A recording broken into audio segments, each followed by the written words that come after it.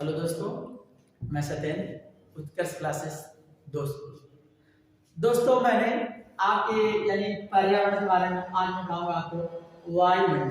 ठीक है, इसके पहले मैंने बताया था पारिस्थितिक तंत्र। मैंने आपको बताया था पारिस्थितिक तंत्र। मैंने कहा ये विशाल भी हो सकता है, सूक्ष्म भी हो सकता है नहीं? ये बड़ा भी हो सकता है। जैसे क्या है, सबसे बड़ा क्या है, आपको समुद्र को बताया, सब लोग बताते हैं है नहीं? तो समुद्र का है नहीं, छोटा भी होता है नहीं? ठीक है, और जैसे क्या कहते स्थल पे क्या है, आपको वन बताया गया है, वन है नहीं? ठीक है, तो ये तो मैंने बता दिया था पारिस्थितिक तंत्र है नहीं, इजिप्ट टांसले जी दिए थे नहीं 1935 है नहीं? ठीक है, तो ये चीजें मैंने पहले भी जिक्र कर दिया था। ठीक है, तो हम चलते हैं, आप पहले पर्यावरण बारे में बता देता हूँ। जैसे मानव पर्यावरण कब है, तो मानव पर्यावरण 1972 में है नहीं? कहा, स्टॉकहोम स्वीडन। स्टॉकहोम स्वीडन ये कहाँ है? ये यूरोप का उत्तरी भाग है ना, उत्तर दक्षिण में है ना? तो ये क्या है, उत्तर दक्षिण में यूरोप का है ना, क्या है, एक देश है। वहां पर 1972 में मानव पर्यावरण का एक पहल भी है ना? आपको ध्यातव्य है कि यानी आपको पता भी है कि कब 5 जून 1973 एक लाया गया। इसमें क्या है, सभी देशों का एक संगठन बना। संगठन बनने के बाद क्या हुआ, तभी से ये बनाया गया कि 5 तारीख को यानी 5 जून को विश्व पर्यावरण दिवस मनाया जाएगा। ठीक है, तो दोस्तों ये मैंने बता दिया। ठीक है, ये तो हो गया। कहेगा अगर जैसे पूछ लिया, हर वीडियो में आपको बताता रहूंगा, आगे सब आएंगे, खुद डेट सब आएंगे, एकदम घबराइए, सब एक एक डेट आपको बता दिया जाएगा है ना? जैसे कभी कभी पूछ लिया है, कहता है जैसे होता है कि जैव विविधता दिवस कब मनाया जाता है, तो 22 मई। साधारणतः एक लोग होते हैं अंतरराष्ट्रीय जैव विविधता दिवस 22 मई मनाया जाता है। लेकिन आप ये जानते 29 दिसंबर को मनाया जाता है, यानी कुछ देशों में 29 दिसंबर को भी जैव विविधता दिवस मनाया जाता है। 22 मई होता है, 29 दिसंबर कुछ देशों में बता रहा हूँ। ठीक है, 8 देश है नहीं? जैसे वन्य जीव अधिनियम कब भारत में आया था, 1972 में। कब, 1972 है ना? टाइगर वाला देखिए 73 में आया था है ना? जाएगा। जैसे वन नीति कब आई थी भारत में, 1980 में आया था है ना? पर्यावरण संरक्षण अधिनियम कब आया था, आप जानते हैं कब आया था, 1986 में आया था है ना? पृथ्वी सम्मेलन कब आया था, 92 में आया था। यानी सब आया, धीरे धीरे सब बताएगा है ना?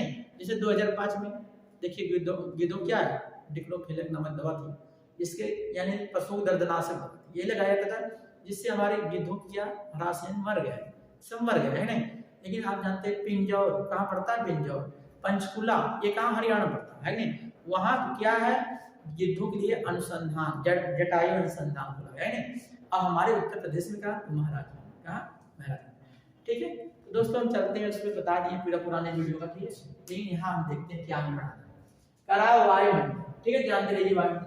अब करा वायुमंडल है, वायुमंडल बना क्या है, वायुमंडल क्या है, एक मोटी क्या है, परत है, जिसमें क्या होता है कि वायुमंडल में आपका क्या आता है, धूल कण होते हैं, वाष्प, जल वाष्प, इन्हीं को मिलाकर आपका वायुमंडल की संरचना होती है ना? जो पृथ्वी के चारों तरफ यानी जहां तक पृथ्वी है वायुमंडल तक। ठीक है, जानते हैं वायुमंडल कहते हैं ना? इसके 5 परतें अगले वीडियो में आएंगे, इसके बारे में बताएं। ठीक है, अब करा वायुमंडल। ठीक है, अगर पूछ लिया कि वायुमंडल के निर्माण किससे हुआ, तो धूल कण एकदम बेहिचक मार दिया है ना? उसको धूल कण मारी है, और क्या, जलवाष्प मारी, कोई गलत काट देता है ना?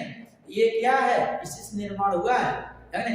ठीक है, चलिए करा रासायनिक संगठन के आधार पर पदार्थ को महत्यौगिक और मिश्रण के रूप में वर्गीकृत किया जा सकता है। करा तत्व पदार्थ का साधारण रूप होता है, एकदम सही बात कर रहा है। क्या कर रहा है, करा रासायनिक संगठन के आधार पर पदार्थ को तत्व, यौगिक और मिश्रण के रूप में वर्गीकृत किया जा सकता है नहीं? करा तत्व पदार्थ का साधारण रूप होता है, जिसे रासायनिक या भौतिक विधियों द्वारा आगे उप विभाजित नहीं किया जा सकता है। ठीक है, अब कहा यौगिक किसे कहते हैं? यौगिक, यौगिक क्या है? जैसे जल क्या है? यौगिक है ऑक्सीजन हाइड्रोजन बनाना, तो ये क्या है? जल यौगिक है। लेकिन यौगिक किसे कहते हैं? एक निश्चित अनुपात होता है। ठीक है, क्या होता है? यौगिक ऐसा पदार्थ होता है जिसमें दो या दो से अधिक तत्व द्रव्यमान के एक स्थिर अनुपात में संयोजित होते हैं, यानी इनका एक निश्चित अनुपात होता है, वही यौगिक है। लेकिन मिश्रण में ऐसा नहीं होता। ठीक है, आ जाते हैं। मैं एक उदाहरण दे रहा हूं, आप उदाहरण जानते रहिएगा। जैसे यौगिक उदाहरण क्या है? क्या है? जल है। ये जल क्या है? उदाहरण उदाहरण ये क्या है? जल क्या है? यौगिक। क्या? यौगिक। ठीक है, आगे मिश्रण। मिश्रण किसे कहते हैं? मिश्रण ऐसा, हाँ, मिश्रण ऐसा पदार्थ होता है जिनमें या दो से अधिक तत्व यौगिक किसी भी अनुपात में साधारण रूप से मिश्रित होते हैं, उसे क्या कहते हैं? मिश्रण। क्या कहते हैं? मिश्रण। ठीक है, तो दोस्तों ये तो आपके मिश्रण और यौगिक थे, ये तो परिभाषा। ठीक है, तो इसको हमें क्या है अब करा, ये तो हो गया। लेकिन पता हमारे वायुमंडल में गैसें कितनी कितनी पाई जाती है। कभी कभी क्वेश्चन ये से डायरेक्ट पूछा जाता है ना दोस्तों, यहाँ देखो मैंने लिख दिया है। ठीक है, बात ये होती है अगर डायरेक्ट लिखवाए ना तब भी दिक्कत, लिखवाए तब भी दिक्कत, तो क्या करना हमको लिखना पड़ता है नहीं। अगर आप लिखेंगे एक हाथ से लिखते रहेंगे लिखते ही रह जाएंगे नहीं। ठीक है, लेकिन मेरा आप समझिए जितना मैं बोल रहा हूँ केवल आप उसको सुनते रहिए, मेरा पूरा विश्वास होगा कि आपको हर एक बात समझ में आएगी। है नहीं। अगर है गैस और परिस्थिति, गैस और परिस्थिति क्या है? गैस का नाम और परिस्थिति यानी वायुमंडल में कितनी है।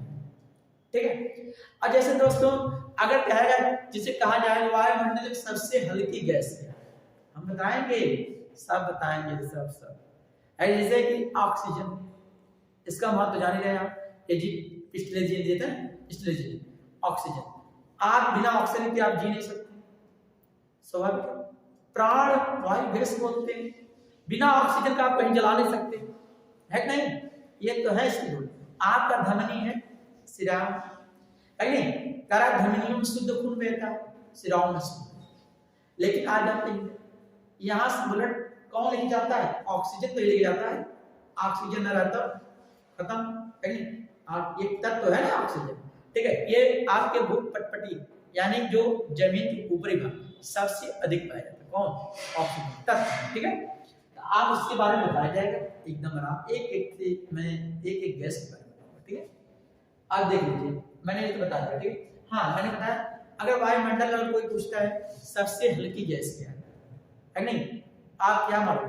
हाइड्रोजन मारोगे। क्या मारोगे? हाइड्रोजन। इसे भविष्य का ईंधन बोलते हैं। क्या बोलते हैं? भविष्य का ईंधन। किसको? हाइड्रोजन। ठीक है, कभी कभी लोग कहते हैं हीलियम, एकदम सही है हीलियम। कभी कभी पूछा जाता है कि वायुयान यानी हवाई जहाज के टायरों में कौन सी गैस हो जाती है? हीलियम। हीलियम क्यों हो जाते हैं? ये विस्फोटक नहीं होती, लेकिन हाइड्रोजन क्या होती है? विस्फोटक होती है, ठीक है, विस्फोट कर जाए। इसलिए आज जानते हैं जो साधारणता गुब्बारा होता है देखते हैं उड़ जाता है, उसमें भी हीलियम गैस। क्या? हीलियम गैस, है ना? ठीक है, तो ये चीज है आपको समय समय बताया जाएगा। ठीक है, जानते रहिए। अगर नाइट्रोजन वायुमंडल में 78.08% पूरे नाइट्रोजन, अरे पूरे वायुमंडल, कौन? नाइट्रोजन। मैंने आपको बताऊंगा अभी जब पढ़ाऊंगा कीटभक्षी पौधे, तो वहां नाइट्रोजनीकरण होता है। क्या? नाइट्रोजन वही क्या होता है? वही इनको नाइट्रोजन पौधों को नहीं मिलता, जैसे यूट्यूब ड्रोसेरा, गटपैड, नेपेथिस, ये क्या है? ये आर्द्रभूमि पे होते हैं, इसलिए वहां क्या दलदल स्थान में नाइट्रोजन कम हो जाएगा, तो अपनी पूर्ति क्या करते हैं? कीटभक्षी बन जाते हैं। जैसे छिपकली छोटी गई खा गया, मेढक खा गया, कीड़े मकोड़े जो भी जाएंगे टपा पड़ जाएगा। ठीक है, आ जाते हैं। ठीक है दोस्तों, ऑक्सीजन 20.95% इतना पाया जाता है। किसी किसी बुक में दिया गया है 21%, लेकिन शुद्ध यही है 20.9। पूर्वालोकन भी किस किताब है, मैं तुम्हारा नहीं मानता, लेकिन अगर ये है उसमें इतना दिया गया और नई नई बुकों में इतना दे रहा है, ठीक है। जानिए आर्गन, आर्गन अपनी गैस आप जानिए तो कितना है 0.93% पूरे वायुमंडल, ठीक है। दोस्तों कार्बन डाइऑक्साइड तो 0.036% पाई जाती है वायुमंडल कार्बन डाइऑक्साइड। नियान, नियान कितना आता 0.002% पाया जाता है कहाँ वायुमंडल में। हीलियम ये बताया था, हीलियम तो 0.0005 यानी 5% पाया जाता है किसमें, इसमें वायुमंडल। क्रिप्टॉन ये सब अक्रिय गैसें हैं, ये कितना है तो 0.01% ये गैसें पाई जाती हैं वायुमंडल में, ठीक है। कभी कहता है कि जो आप जानते भी रहिए, अगर भारत का सबसे बड़ा कैंसर अस्पताल कोई है झज्जर है, झज्जर है ना, ये कहाँ पड़ता है तो दोस्तों मैं बताते चलता हूँ। तो मैंने आपको इसको समझा दिया, आप कोई जरूरत नहीं, मैं इसको बता दूँ, ठीक है। मैं आगे निकलूंगा, अगर तेज बढ़ाना चाहता हूँ तो तेज भी बढ़ा सकता हूँ, लेकिन क्या होगा तेज बढ़ाने का कि आपको समझ में नहीं, दिक्कत है तेज बढ़ाने से क्या होगा कम पड़े, जो पढ़े ठोस पढ़े, दोबारा देखना ना पड़े, ठीक है। ऐसे है नहीं, ये नहीं कि पढ़ लिए सब और जब परीक्षा में आ ही नहीं रहा है, नहीं ऐसा कुछ नहीं है। आप एकदम आराम से इत्मीनान से पढ़िए, ठीक है, आराम से पढ़ते रहिए। जीएस कैसे तैयार नहीं होगा, है नहीं, आराम से पढ़ते रहिए, रोज पढ़िए, रिपीट करिए, सब है नहीं। तो कह रहा है देश का सबसे बड़ा कैंसर अस्पताल जानते हैं ना, झज्जर। झज्जर कहाँ पड़ता है, हरियाणा। ये थोड़ा तो मुझे आ गया इसलिए बता रहा हूँ, वैसे जानते रहिए। ये तो मैंने बता दिया कि देश का सबसे बड़ा अस्पताल कोई झज्जर है, हरियाणा में है कि नहीं। वैसे कहेगा कि अगर उत्तर प्रदेश का तो जेके कैंसर है, क्या है जेके कैंसर अस्पताल, ये कहाँ है कानपुर में, कानपुर। देखिए वाराणसी में खोला गया है नहीं, तो ये है टाटा वाला बोले, तो ये कैंसर है नहीं। मेरे कहने का मतलब ये नहीं मैं बता रहा था कैंसर का, मैंने ये बताया कि आपको अगर कैंसर के उपचार में कोई अगर गैस का प्रयोग हो तो उसका नाम है रेडान। रेडान यहाँ समझ लीजिए, रेडान, ये रेडान गैस है जो कि वायुमंडल में नहीं बहती, वायुमंडल में नहीं पाई जाती है। कौन रेडान गैस, ये पूरे वायुमंडल में पाई नहीं जाती है, लेकिन क्या होता है जब भूकंप आता है, भूकंप आता है, इसका मान खुद बढ़ जाता है, इसका रेडान स्वतः बढ़ जाती है। कहने करते हैं कि अगर भूकंप में अगर कोई एक गैस का मान बढ़ रहा है, अपने आप ही बढ़ जा रहा है, उसका नाम है रेडान गैस। और ये रेडान गैस का किसमें तो कैंसर के उपचार में प्रयोग किया जाता है। यानी कहेगा कैंसर के उपचार में किस गैस का प्रयोग होता है तो रेडान गैस।